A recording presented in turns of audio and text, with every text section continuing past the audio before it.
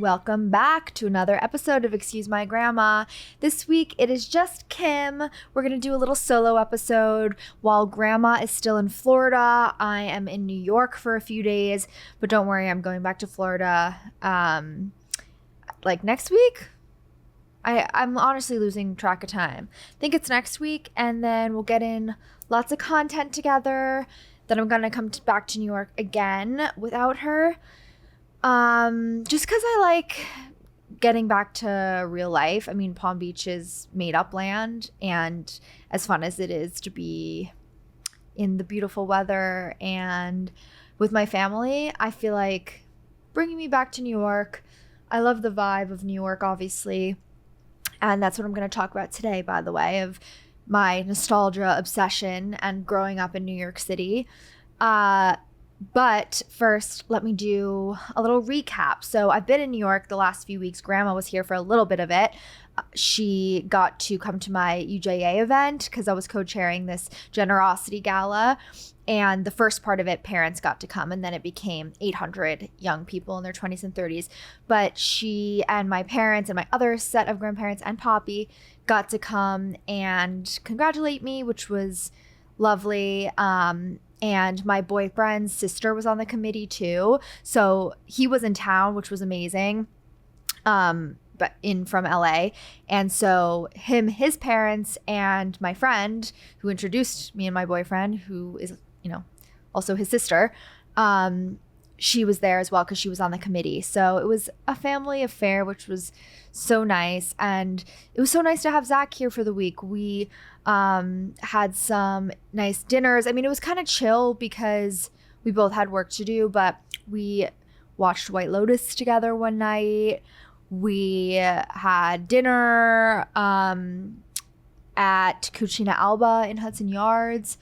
I had mixed feelings on it. It was pretty good. I'm trying to think what else we did. It was nice just having him here. I was with him for a full month because before that I was in LA staying with him and getting some work stuff done. And then he came to Palm Beach for a few days around my birthday, which was nice because I wanted to be in Palm Beach so I could be with my family on my birthday because they always make it special. So it was nice to all, have each other there too. And yep, Zach did stay with Grandma Gail and Poppy with me, as he has, I think now 3 times, which is just hilarious in itself. I'm 29 years old and staying at my grandparents with my boyfriend, but that's the charm of it all, the charm of Excuse My Grandma. And now Zach went back, so I'm not sure when I'm going to see him next. That's the hard part about long distance, but it's fine because I can see my friends as much as I want. I can really put my head down and start thinking about content and strategy and all the things to grow Excuse My Grandma and get into parts of the industry that I really want to get into. So it's not like I am still very busy, but I do wish it was all merged together, that I could have Zach and friends and family and work all kind of going at once, but is what it is for now. What else did I do? Oh, we also saw a play together one night, which was fun. We went to this show called All Nighter that Ben Platt produced, and it was about a few college kids in their last week of school spending an all-nighter in the library. You would probably recognize some of the cast in it if you watch TV, because a lot of them were in TV shows that I watch. And then we got to go to a cast party after, which was really cool, with some other influencers that I actually recognize. And I get really nervous in those situations, but Zach was really good with me because he kind of pushed me to talk to people and get outside of my comfort zone. I have always had a little bit of social anxiety, so I think having someone always with me at those kind of events makes a big difference. Then once I'm talking to you, you'd have no idea. I mean, I like to think I'm charming, but it's just everyone gets nervous, especially in those work situations. I also went to something at Instagram with they host some of their creators to kind of talk about new features on the app and get their creator community together and really network. And I get so nervous in those networking situations too, but I know that I'll feel good after if I introduce myself to the people who work there, whether it's a brand event or Instagram or the other creators there. I always feel better. I just end up standing in a corner until someone talks to me, but when it matters, I think I get down to it. Okay, let's get to what I want to discuss this week. This is what I want to chat about. I have always been obsessed with nostalgia. It's part of my personality at this point. I love watching old movies. I only listen to music from the 50s to the 80s.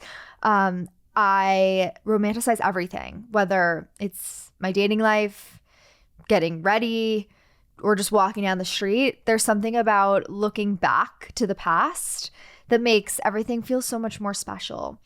I grew up in New York City, as a lot of you probably know.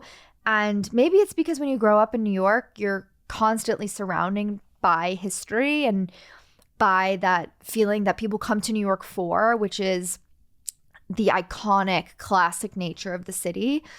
And I've always felt like I lived in a city that has already been lived in by so many glamorous, interesting people before me, including generations of my family members. So growing up here, I was raised on stories of what New York City used to be. My grandma would remember certain things. It would be what my parents talk about, and even what I saw in old movies. So there was always this sense that I had just missed out on something amazing, and that I probably will miss out on something amazing in the future. And that I'm also taking it all in and experiencing it myself. And the city has always had such exciting, elegant, romantic vibes to it.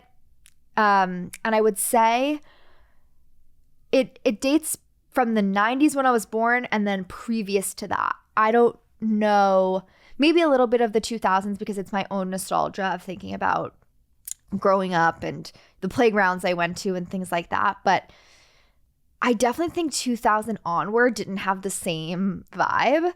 And so I think that's why I've always been drawn to making New York feel like old New York. I want to bring back things that made it special. I want to go to those classic old-timey restaurants for dinner and go to Broadway shows and check out those classic spots that have really been around forever.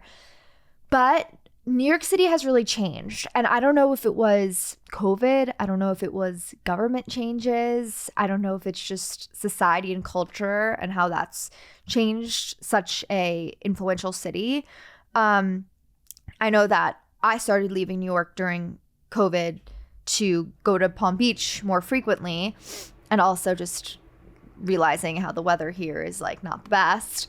But it partly was doing that because you couldn't really hail a yellow cab in the same way. The streets are crazy with ride sharing apps. There's so much traffic, like 3 to 5 times the amount of traffic, I would say. And it's just a different atmosphere. But I don't think that magic is completely gone. I think you just have to know where to look. So that's where I'm coming in. I'm still trying to figure this out on my own. But I want to have you all listen to what creates old New York for me, the places I go, and also the nostalgia of home for me. I'm sure everyone has that with their own hometown. And for me, it just happens to be New York City.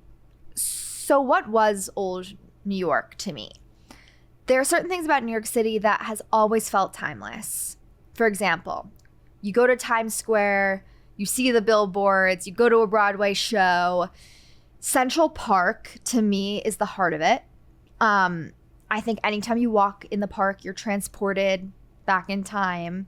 It's so romantic. It's set to the sound of jazz, of a trumpet player underneath one of those little bridges in the park echoing, and school children cheering and yelling, and different languages as you walk by people. And it's such a beautiful symphony to me.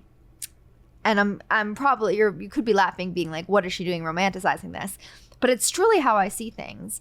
I think parts of the Upper East Side are totally old New York to me. I grew up on the Upper East Side, but besides that, I think a lot of places there are establishments. I think the people who live there have been living there for a really long time. So even walking on the street, those people feel like they're from a different time. 100% going to these museums. The Met, especially, I grew up blocks from, and it's a wonderful museum. I sound like Grandma Gail. It's a wonderful museum. You have to turn on this program on PBS. That's what I'm going to be saying next. Okay. I think downtown, the Whitney is fun. MoMA, back Upper West Side, Natural History Museum. When you go with kids, oh my God. If you guys went to Natural History Museum on field trips when you were younger or with your parents on the weekends, they used to have those little dinosaur chicken nuggets in the cafeteria. God knows what was in them. That is such a nostalgic moment for me. Other things I did as a child that I wonder if people do this with their kids still today because it seems a little old-fashioned. I took tap dancing lessons. I took ballet. I took piano lessons. I think it's good to put your kids into those kind of things young, and then you'll see actually if it turns into something. But otherwise, I do think it creates that creativity in a kid.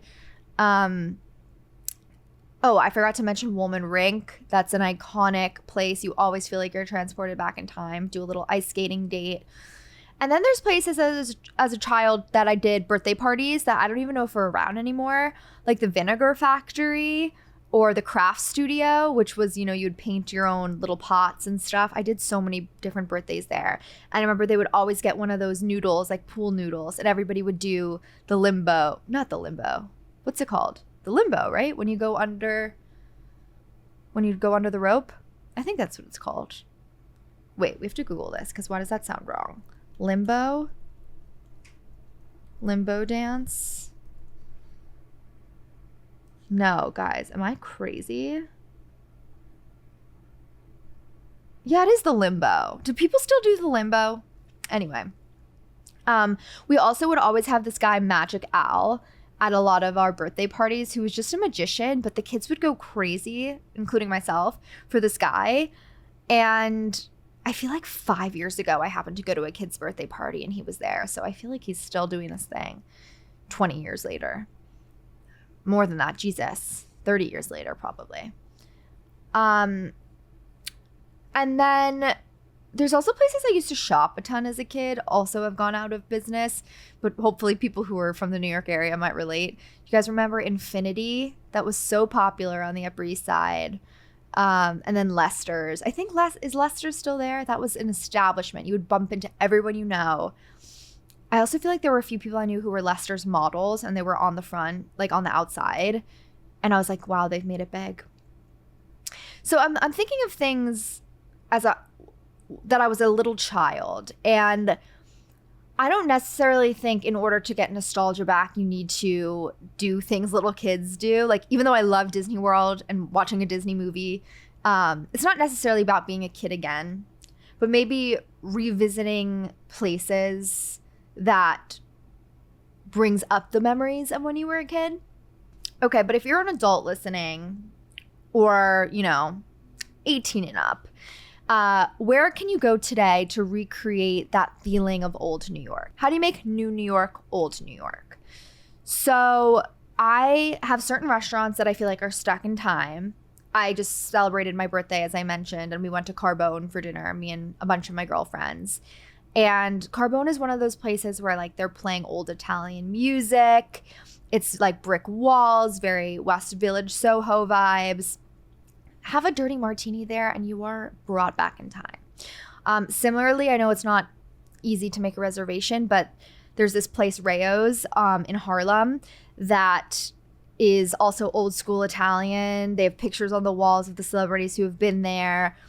I love it there. Go to Bloomingdale's, go to 40 Carats and have a froyo. Go to JG Mellon on the Upper East Side and get a burger. Also on the Upper East Side, EAT, the deli. Is it a deli? It's like prepared foods and stuff like that. William Greenberg's Bakery, they have the best rainbow cookies and chocolate covered popcorn. To me, that feels nostalgic. Another fancier Italian restaurant in Molino.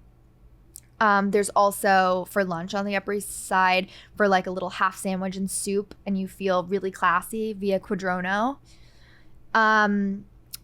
And then also more diner type food. Lexington Candy Shop on the Upper East Side is like an old school soda shop. I used to go after school, no problem. Now I walk around there. There's like a line around the block. I'm not really sure what that's about, but I like it there.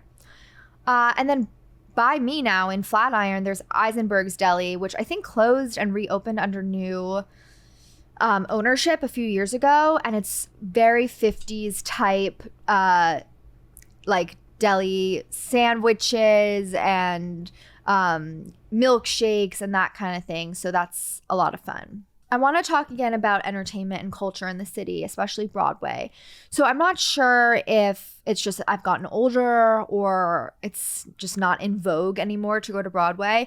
I don't feel like it's as common as, you know, let's go to a bar on Saturday night or go to dinner with your group of friends. Part of it is probably ticket prices, although it's not always expensive depending on what seat you choose. And if you do it far enough in advance. But I think going to Broadway more, make it feel like an event. You're going to learn something. You're going to be entertained. It's something fun to mix it up besides just getting dinner with your friends. Shows that are on Broadway right now that I love if you want to go. I just saw Hell's Kitchen, the Alicia Keys musical. I know I'm late to seeing that, but I think it's like 1 or 2 years old. So amazing. Definitely go see that. And it gives you that New York feeling since it's set in Hell's Kitchen. The show And Juliet is very fun. That's a new musical. Cabaret, who, you know, that show's been on Broadway a million times, but I love it. And they've revamped it. Book of Mormon, Wicked, all those classic ones are still on Broadway. And I haven't seen Outsiders yet, but I would love to see that. That won Best New Musical this year. I also think listening to old songs makes a huge difference. And this is so, like, I'm such a romantic, but I walk around the city and I'm listening to old New York type music. And I'll try to find a playlist that I can link on my stories on Instagram for everyone to listen to if they don't know where to start. But listening to Frank Sinatra or Louis Armstrong or Ella Fitzgerald and walking around the city is such an amazing vibe. Autumn in New York. And classic New York City activities people should still do. I mentioned the museums. Go to tea at the plaza, or there's a million little places that'll do like a high tea ceremony. There's such amazing piano bars as well. I haven't been in ages, but Bemelman's is a really famous one on the Upper East Side in the Carlisle. And then Marie's Crisis in the West Village does all show tunes and the piano bar, and it's so, so fun. I only discovered that one in high school, I think. Well, because I was drinking, but when it comes to fashion and style, I think walking around Soho and shopping just gives you that New York feel still. But I think also going into vintage shops, there's also this like vintage market that they do a few times a year called Next to Normal that they do in the old Bergdorfs in like Flatiron area. So fun. Next time I go, I'll take some content so I can show everybody. And then watching movies. Let's say you're not in New York and you love New York, or you are and you just want to watch When Harry Met Sally like it's a documentary. That's an amazing one to watch. Any Woody Allen movies like Annie Hall or Manhattan, Breakfast at Tiffany's, Serendipity, all movies that are, 30 years old at this point, but no, more than that, 50 years old. But they are so classic New York and will really make you appreciate the city more. So we'll make this episode short and sweet, but I just like to come in, talk to you guys, and update you on what I was up to in the last few weeks and talk about the things that are important to me. And this week, I felt like talking about old New York was the right topic. So here are my closing thoughts. Do we think New York City is still magical? New York is one of those places that will always change. We've seen that. It's the nature of the city. But I don't think the feeling of old New York has to disappear. I think it's still there if you know where to look. Part of it is just deciding to see the magic and really lean in to the things that I was describing. Like taking the long way home through the park just so you can walk through and look at the beautiful brownstones on the uptown or in West Village and Greenwich Village. Sit at a cafe. I think what I'm getting at is I walk through life going from thing to thing, plugging in my AirPods and listening to a podcast, which is great sometimes.